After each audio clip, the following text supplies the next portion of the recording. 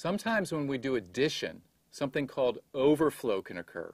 Now, if the operands are too big, then the sum can't be represented as an n-bit 2's complement number. We have too many bits that we need to represent for the result. We can't fit it in n bits, which is the number of bits that we have in our machine to store our result. Let's look at a couple of examples. Here's an example where I have the number 8 and I'm adding 9 to it, and let's see what happens. We do our addition just as normal, starting from the right and moving to the left. The first position we get a 1, then we get a 0, a 0.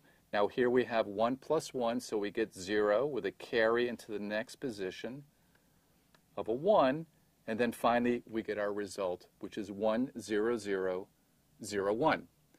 Now what number does this represent in 2's complement? Well, it represents minus 15.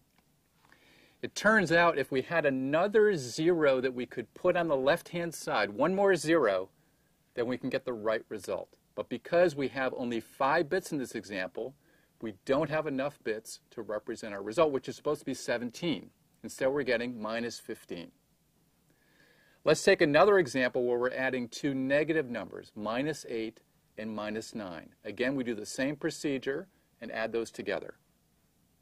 We get 1, then we get 1, 1, 1. Now in the last position, we add 1 plus 1, and we get 0, and we happen to get a carry out here. The last position is a 1. Again, I don't have enough bits to represent this number.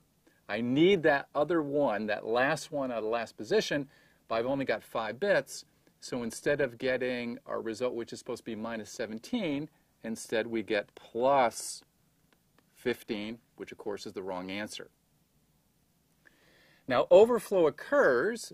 In these examples, you see that the signs of both operands are the same, but the sign of the sum turns out to be different. In the first example, we have 2 positive numbers, and the result is negative. In the second example, we have 2 negative numbers, and the result turns out to be positive. So we've got overflow. Now another test that you can do, which is easy to do in hardware, is to check if the carry in to the most significant bit does not equal to carry out. If that's true, then we also have overflow.